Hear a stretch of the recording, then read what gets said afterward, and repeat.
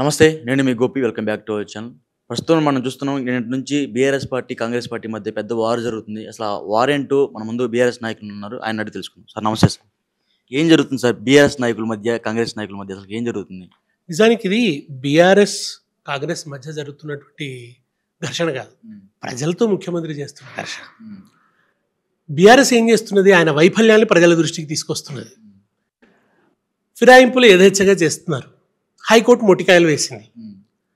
దాని నుంచి దృష్టి మరలించడానికి నిజానికి ఆయన ఏమన్నారు, గాంధీ నేను దేవుడి కండువా కప్పుకున్నాడు. దేవుడి కండువా లేదండి, రాష్ట్రంలో కొత్త పదం తీసుకొచ్చాడు ఇప్పుడు రేవంత్ రెడ్డి, దేవుడి కండువా అని చెప్పి.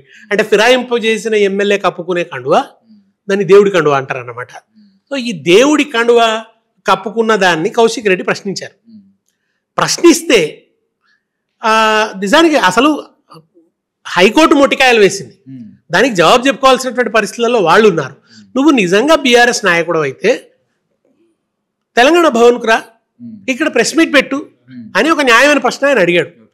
అడిగితే దానికి సమాధానంగా గాంధీ చేసింది ఏమిటి, గాంధీ కౌశిక్ రెడ్డి ఇంటి మీదకి దాడికి వచ్చారు. దాడికి రావడమే కాక ఇంట్లో విధ్వంసం సృష్టించారు, రాళ్ళు ఇస్తారు. మీరు ఆలోచించండి, ఇదే గాంధీ బీఆర్ఎస్లో ఉన్నాడు, ఇదే మైనంపల్లి హనుమంతరావు బీఆర్ఎస్లో ఉన్నాడు, ఇదే దానం నాగేందరు బీఆర్ఎస్లో ఉన్నారు. వాళ్ళు అప్పుడు ఎవరి మీద దాడులు చేశారా, ఈ రకమైన భాష ఉపయోగించారా, ఈ అమనా బూతులు తిట్టడం కానీ, ఈ రకంగా దాడులు చేయడం కానీ అప్పుడు ఎందుకు చేయలేదు, ఇప్పుడు ఎందుకు చేస్తున్నారు? ఆ రోజు కేసీఆర్ గారు ఇటువంటి కల్చర్ని ప్రోత్సహించలేదు. ఇవాళ రేవంత్ రెడ్డికి ఆ కల్చర్ తప్ప ఇంకోటి తెలియదు. Cultureless vulture Revanth Reddy.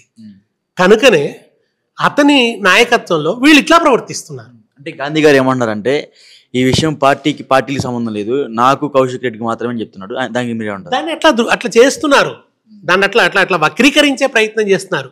నిజానికి చర్చ నడుస్తుంది ఫిరాయింపుల మీద, దాన్ని దృష్టి మళ్లించడానికి అది కౌశిక్ రెడ్డి గాంధీ మధ్య విషయంలాగా మారుస్తున్నారు. అదే కాదు, పర్సనల్ ఇష్యూని పార్టీ ఇష్యూ మారొద్దు. నిజానికి గాంధీ నిన్న ఒక మాట అన్నాడు, కరీంనగర్ వాడు వచ్చి హైదరాబాద్లో పెత్తనం చెలాయించడం ఏమిటి అన్నాడు.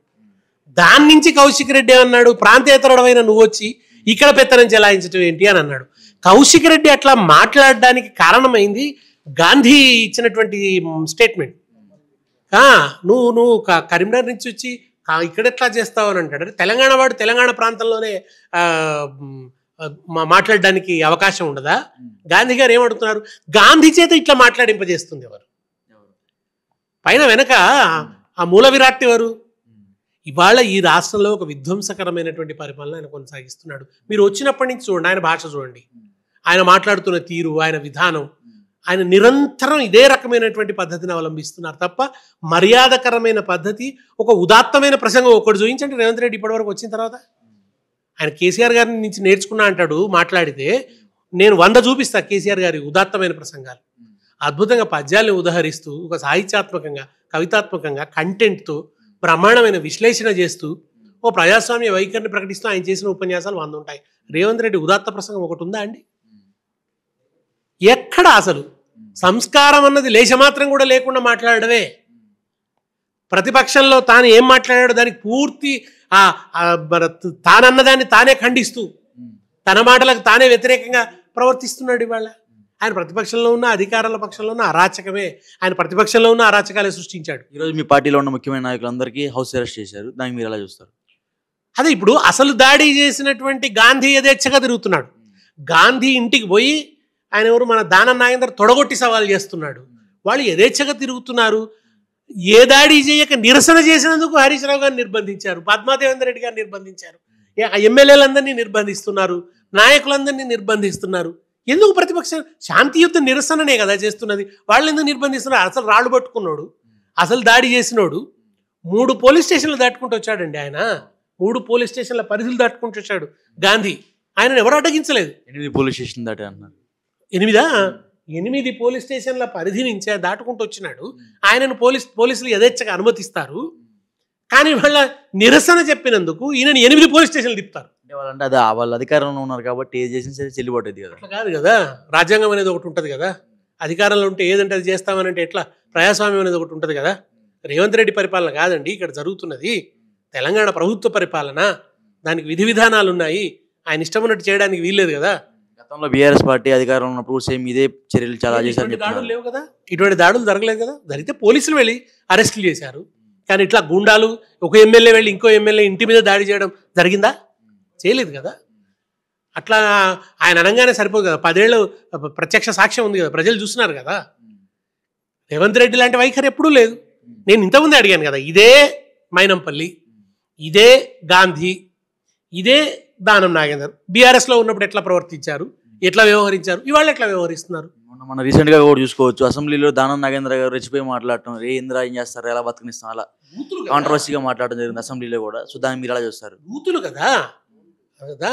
దానం నాగేందర్లో ఉన్న కుసంస్కారాన్ని బీఆర్ఎస్ పాలన అణిచివేస్తే రేవంత్ రెడ్డి పరిపాలన దాన్ని ప్రేరేపిస్తున్నది అనమాట, దానికి మరింత ప్రేరణనిస్తున్నది అనమాట. అది ఈ రెండు పరిపాలన మధ్య ఉన్న తేడా, దాన్ని గమనించాలి.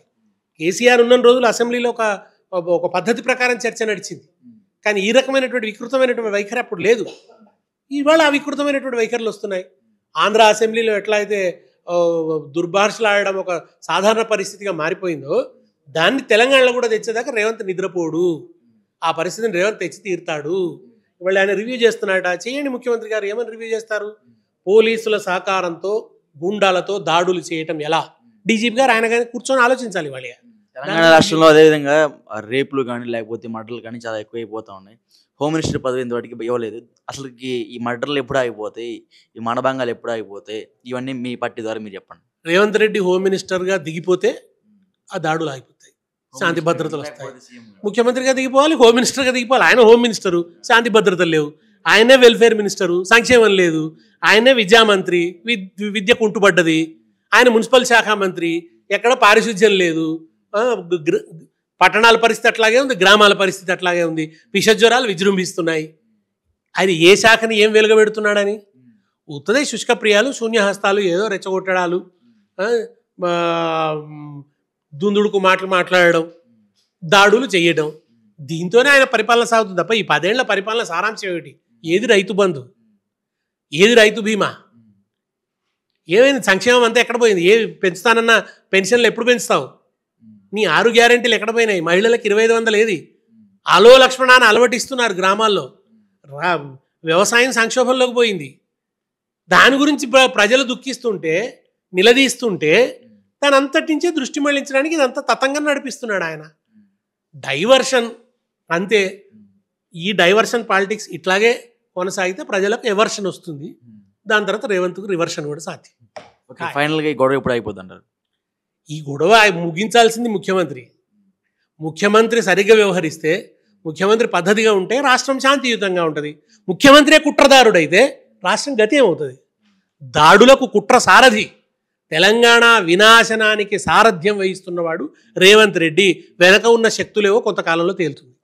అపోజిషన్లో ఉన్న నాయకుడు ఖచ్చితంగా వచ్చి జనాలకి అండగా ఉంటాడు. కేసీఆర్ గారు ఎందుకు కనబడట్లేదు జనాలకి? కేసీఆర్ గారు లేకుండానే ఇవాళ భారత రాష్ట్ర సమితి ఈ కార్యక్రమాలన్నింటినీ నిర్వహిస్తుందా?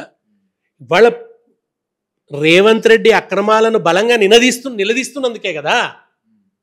ఇవాళ హరీష్ రావు గారు నిరసన చేసినా, కేటీఆర్ గారు నిరసన చేసినా, అది ఆ విధానాన్ని నిర్ణయించేది ఎవరు? కేసీఆర్ గారు కాదా? ఎప్పుడు ఏ పాత్రను ప్రవేశపెట్టాలో, ఎవరు ఎప్పుడు రావాలో ఒక వ్యూహం ఉంటుంది కదా. ఆ వ్యూహం ప్రకారమే కేసీఆర్ గారు వ్యవహరిస్తున్నారు తప్ప కేసీఆర్ గారు ఏమి మొత్తం సన్యాసం తీసుకొని లేరు. ఆయన కేసీఆర్ గారు ఏమిటో, కేసీఆర్ గారు ఈ రాష్ట్ర ప్రయోజనాలను ఎట్లా కాపాడుతారో, ఈ తెలంగాణను తిరిగి ఎట్లా ఈ దుర్మార్గుల బారి నుంచి రక్షిస్తారన్నది ముందు రోజుల్లో చూస్తాం. ఓకే, ఫైనల్గా ఒకే ఒక క్వశ్చన్. కాంగ్రెస్ పార్టీ అంటే సంవత్సరానికి ఒక సీఎం దిగిపోతూ ఉంటారు. రేవంత్ రెడ్డి గారు కూడా సంవత్సరంలో దిగిపోయే సీఎమా లేకపోతే 5 ఏళ్ళు ఉండే సీఎం అంటారా? అధిష్టానం దించదండి, ప్రజలే దించుతారు. ప్రజల ఒత్తిడి మేరకు అధిష్టానం దించవలసి వస్తుంది. ఎందుకంటే ఈ దరిద్రగొట్టు ముఖ్యమంత్రిని ప్రజలు ఎక్కువ కాలం భరించలేరండి. ఈ వికృతాన్ని ప్రజలు ఎక్కువ కాలం సహించలేరు. చాలా పెనుభారంగా మారిపోయాడు ప్రజలకి. అది కొద్ది రోజుల్లోనంటే ఇంకా ప్రజలు ఏదో కొంత ప్రజలకే ఎవరు కష్టపడుతున్నారండి. వీళ్ళ రైతు బంధు రాకపోవడం వల్ల రైతులు కష్టపడుతున్నారు, ఫీజు రీయింబర్స్మెంట్ రాకపోవడం వల్ల విద్యార్థులు కష్టపడుతున్నారు, స్కాలర్షిప్ లేకపోవడం వల్ల విద్యార్థులు ఇబ్బంది పడుతున్నారు, ఇస్తానన్న 6 గ్యారెంటీలు ఇవ్వకపోవడం వల్ల ప్రజలందరూ కూడా కోపంతో ఉన్నారు, పెన్షన్లు పెరుగుతాయని ఆశపడటం ముసలి వాళ్ళు శాపాలు పెడుతున్నారు. వీడియోలు చూడడం లేదా? హైడ్రా పేరిట పేదల ఇండ్లు కూలిస్తే పాపం అన్నం తింటున్న పేదలు, చిన్న చిన్న గుడిసెలు వేసుకున్న వాళ్ళందరినీ తీసేసినావు కదా. ఏమైంది? మళ్ళీ ఇప్పుడేమో నివాసం ఉన్న వాటిని కూలగొట్టమని అన్నావు. మరి వాళ్ళందరూ నివాసం ఉన్నారు కదా పాపం, వాళ్ళు ఎందుకు కూలగొట్టినావు? మరి చావు కబురు చల్లగా చెప్పినట్టు అసలు బడాబాబులది కూలగొట్టాల్సిన పరిస్థితి వచ్చేటప్పటికి నువ్వు నివాసం ఉన్నాయి కూలగొట్టవు అని అన్నావు. మరి ఇప్పుడు నిన్నటిదాకా జరిగిన విధ్వంసానికి ఎవరు జవాబుదారి? వాళ్ళందరూ ఎందుకు కూల్చినావు పాపం? వాళ్ళు ఎడిపోవాలి ఇప్పుడు ఆ పేదలు. వాళ్ళ పునరావాసం అన్నా కల్పిస్తున్నాడా? వాళ్ళు పెడుతున్న శాపం చూస్తున్నారా? ఈ శాపాలన్నీ ఉత్తగానే పోతాయా?